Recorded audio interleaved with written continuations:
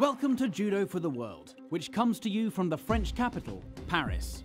Once again, this city plays host to one of the most exhilarating events on the World Judo Tour, the Paris Grand Slam. This year's instalment marks the start of the 2017 tour, as judo enthusiasts eagerly awaited its return. The venue, as always, was the iconic Accor Hotels Arena, a legendary setting. It is every judoka's dream to win here under the spotlights, and in front of a sold-out crowd of appreciative and knowledgeable fans. At the draw for the event, there was lots to discuss. Not only does a new year herald the emergence of new stars, in this case, it also marked the introduction of a new rule set, aimed at simplifying the sport. After International Judo Federation President Mr. Marius Visser had opened the draw, he had lots to attend to, including putting ink to paper as he signed a deal for a new Grand Prix event, starting this year in The Hague. Amongst those looking to make a name for themselves in Paris were a host of established names, with many Olympic champions returning to action. One of them was Brazil's Rafaela Silva, who we'll speak to later in the programme. We'll bring you all the action from the event, including some phenomenal judo from China's Cheng Jun Zhao.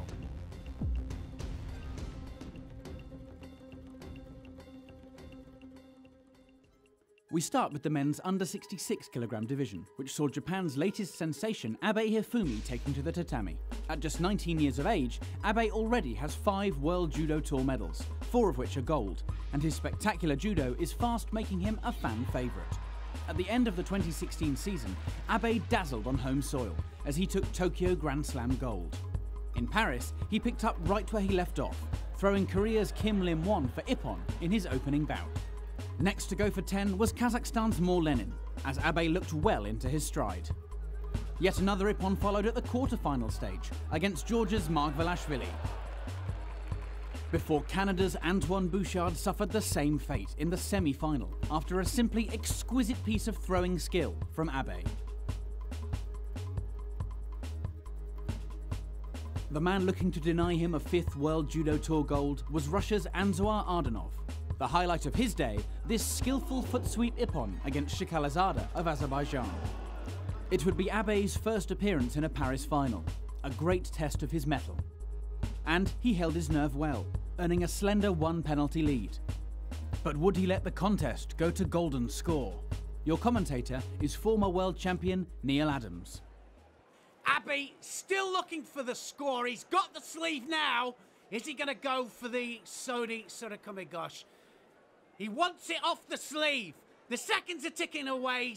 Just ahead. Oh, he's got the Wazari now. Ardanov goes over the top. And that was brilliant stuff there from Abe. He was always hunting, and the bell goes, and he wins the Paris Grand Slam. And he can add that now to the Tokyo Grand Slam gold medal that he won last year. Brilliant stuff from this youngster. Always going for the Ippon. Ippon all the way to the final. He wanted the Ippon, wasn't quite there. Gets the Wazari right on the bell. And Ardanov could do nothing about it. He didn't want it to go to golden score. Look how the hits come across. And Ardanov, well, he just goes right the way over the top. Just 19 years of age, Abe, and a real talent. And with the World Championships just round the corner, he has to be one of the absolute favourites for the gold medal. Brilliant technique all the way through. He was looking for the Ippon, and that's what we want.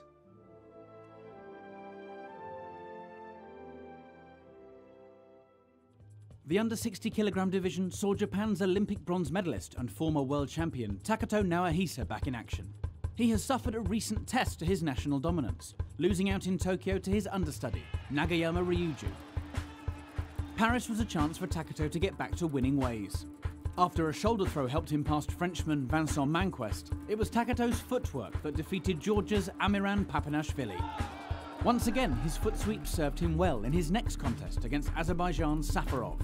Kouchigari, a technique which attacked the inside of an opponent's foot, is a particular specialty of his, which enabled him to rack up 2 Wazaris before he took advantage of his opponent's desperation to finish the bout by Ippon. In the final, he took on Uzbekistan's Sharafuddin Lutfilayev, where once again his trusty Kouchigari gained him the ascendancy. He would eventually pin Lutfilayev to win the match by ippon. It earned him his 10th World Judo Tour gold, his 3rd from Paris. Takato once again back on top. And there was further Japanese interest at under 73 kilograms, where their Olympic champion Shohei Ono reigns supreme. But in his absence, his nation boasted its traditional strength in the division by sending the in-form Hashimoto Soichi. In Paris, he was simply unstoppable, throwing all challengers with a fantastic Sodi Surikomi Goshi, reminiscent of the great Koga Toshihiko, who took the early 90s by storm with similar judo. Hashimoto was unbeaten on the World Tour for the whole of 2016, and after taking gold at the Tokyo Grand Slam, the reigning World Masters champion and world number 2 was looking to add another Grand Slam title to his honours list in Paris. His opponent would be Korea's world number 5, An Chang-grim, who showed off his dynamic judo with this dropping shoulder throw against Uzbekistan's Boboev. The final itself would be a tense match, with both athletes giving it their all to become Paris champion. It would be decided in golden score by a moment of genius. And looking for the Uchimata, Hashimoto.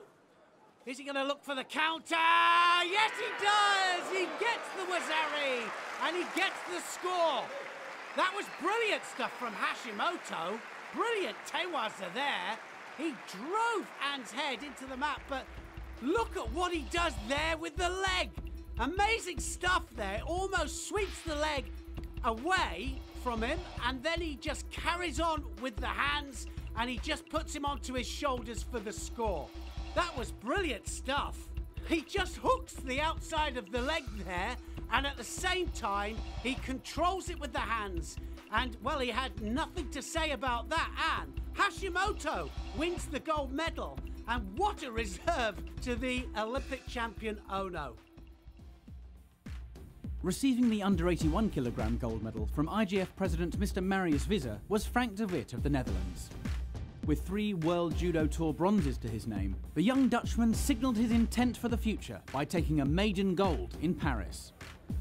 His main weapon throughout the day was a technique named after its inventor, Shota Harbarelli, which saw de Wit use a forward motion with his knee to lift his opponents off their feet as he turned through to force them over onto their back. The Harbarelli is notoriously difficult to execute, but de Wit made it look easy as he sailed through to the final. There he used the Georgian technique to defeat none other than Georgia's very own Zebeda Rekviashvili, who conceded a Wazari, which gave de Wit his first taste of World Judo Tour gold. As world and European champion at junior level, de Wit has all the makings of a real superstar. Whether or not he'll use Paris as a springboard to greatness, only time will tell. But the Paris crowd loves it when they have a French fighter to cheer. So stealing the show in the division were 2 home athletes who'd each made it through to contest a bronze medal, Baptiste Pierre and Papa Doudou Ndaye. Let's join Neil to see how they got on. Well, we haven't seen either of these fighters at this level before, and both of them fighting for 3rd place here in Paris, right against left. Santos looking for the Uchimata, gets taken back and it's ippon. Pierre has taken him backwards. That was a good opportune technique there from the young Frenchman. Great stuff, and the crowd absolutely love it. Went for the Uchimata, it was half committed there from Santos, and he pays the price. Koso Tagak, Tania Toshi, and he gets taken backwards, flat on his back for the ippon. Honk's got to go forwards. He needs to score. Ndaye as well. Oh, Yoko Garuma there. Brilliant stuff there from the Frenchman. And the crowd absolutely erupt. That was brilliant stuff. Look at Honk. He had to go forwards. Ndaye, well, he just waited for his moment, took him around the back there. That Yoko Garuma absolutely gets the score that he wanted, and it wins him the bronze medal.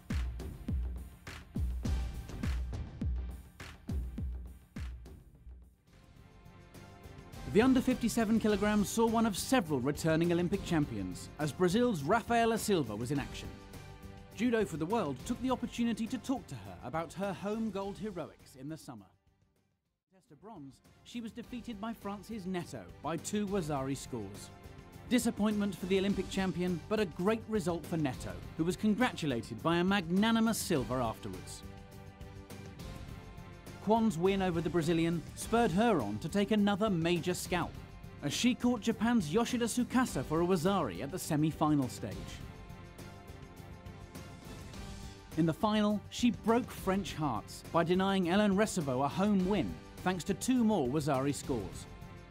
One from a foot sweep and another from a Taya Toshi. A fantastic debut gold for Kwon.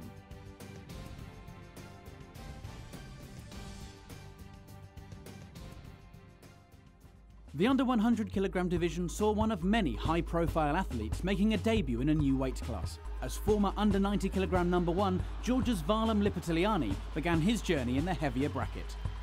A regular occurrence after an Olympic cycle, former under 48 kilogram Olympic champion Sarah Menezes of Brazil, former under 81 world champion Chirikishvili, and Russia's under 90 kilograms Kirill Denisov have also all gone up a weight. Lipitiliani is a huge thrower, and the weight change looked to have altered little as he saw off world number 10 Bisultanov of Russia. However, at the quarter-final stage, he met little-known Ida Kentaro of Japan, who had his number, defeating the Georgian by ippon. But Lipitiliani sent a message by burying Germany's Karl Richard Frey with a huge uranagi to earn a shot at bronze, which he took, thanks to a Wazari against Michael Korrel of the Netherlands.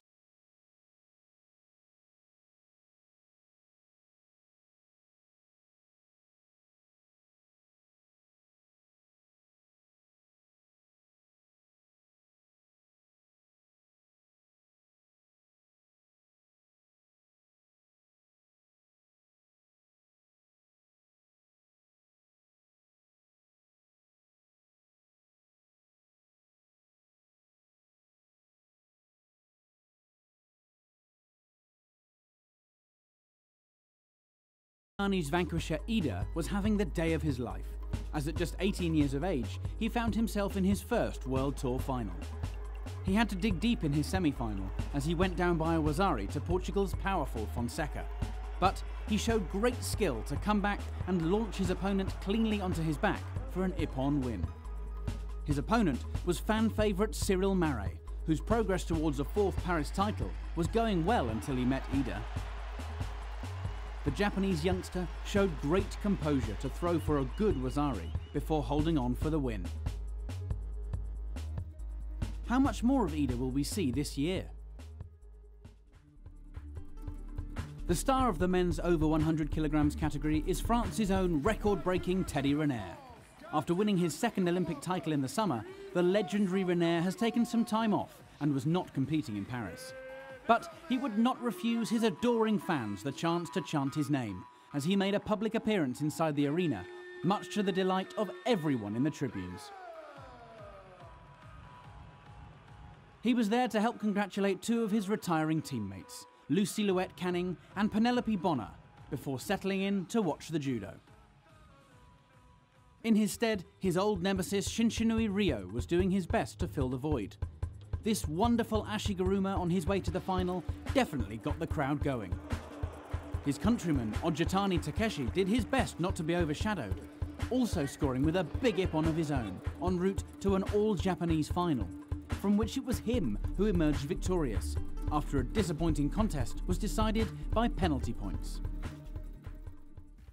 The form fighter in the women's under 48 kilogram division was Mongolia's world number 1 Monkbat. This spectacular dropping shoulder throw narrowly missing out on our top ippons list. But Korea's Jong Bo-kyung would eventually disappoint her to take the gold thanks to penalty points in the final. Up one weight, and Kosovo's under 52 kilogram Olympic champion Majlinda Kelmendi was back in action. She demolished the field en route to the gold, showing her usual power and explosivity along the way. After defeating Angelica Delgado of the United States in the semi-finals, she saw off the challenge of Japan's Tokyo Grand Slam champion Tsunoda Natsumi in the final, with a Wazari counter-attack. Kelmendi picking up just where she left off, as she became a 4-time Paris champion. And at under 63 kilograms, there was another reigning Olympic champion in action, as Slovenia's Tina Trstenjak prepared for a mouth-watering Rio Olympic final rematch against home favourite Clarisa Agbegnanu. What a match this is. A repeat of the Olympic final. Oh, Sodagari there from Trstenjak. Almost scored with that, not quite, but now Agbegnanu in trouble here. Can she get the Tatishio Gatami? The leg is trapped. Agbegnanu holding on. And everybody holding their breath here. Oh, she's got the leg out. Now can she control the top half? She's still on top. Agbegnanu still in trouble. Great bit of newaza here. This is good groundwork from Trstenjak. And now she comes on top again. Can she take the leg out? That foot has to come out for the seconds to begin. And now it's out. Osai Komi. And it doesn't look like she's going to get out. Trstenjak wins again. Under 70 kilogram gold went to Japan as Arai Chizuru defeated Canada's Kelita Zupancic in the final. At under 78 kilograms, there was a solitary gold for France's women, as old favourite Chimeo did the business. The highlight of her day was this spectacular Osotogari against Korea's Park Yoo-jin. Finally a chance for the home crowd to sing along to the Marseillaise.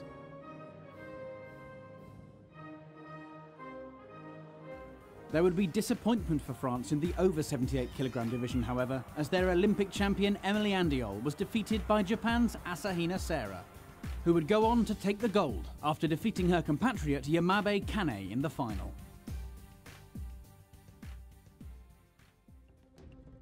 At number 3 on our list of the top ippons from Paris is Rekviashvili with this amazing flying Juji Gatami.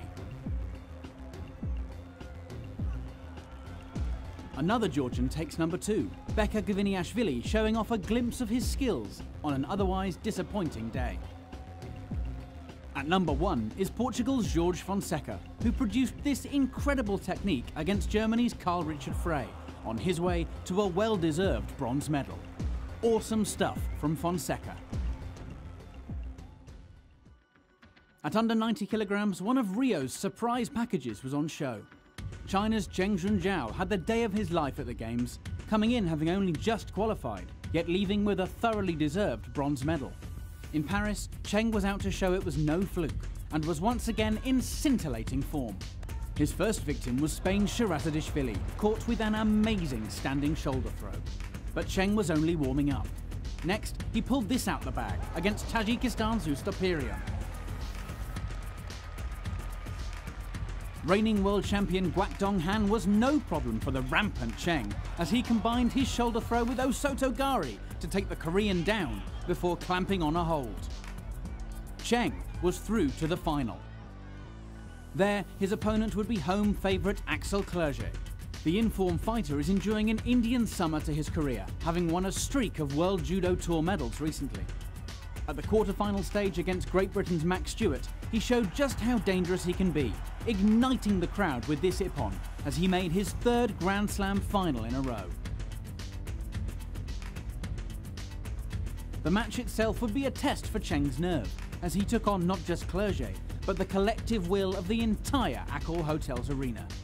What a time for him to be contesting his first Grand Slam final. With both fighters desperate to get the win, it was a tense affair, which eventually went to golden score. Who would come out on top? Well, 2 minutes into golden score here. Clerget just keeps coming forwards. Oh, Cheng, that was absolute brilliance from him. That Osoto that took everybody by surprise at the Olympic Games. And he does it again in the final here in Paris. And that was absolute brilliance. He snakes across for the Osoto. And, well, he just buries Clerget. And Clerget loses his 3rd Grand Slam final in a row. It was brilliant stuff from Cheng. That Olympic bronze medal was absolutely no fluke, because now he is the Paris Grand Slam winner at under 90 kilograms. Cheng was brilliant. Clerget never stopped coming on to him, but in the end, the absolute brilliance of Cheng wins the gold medal for China. And with the World Championships coming up, who can deny him the chance of becoming world champion? So that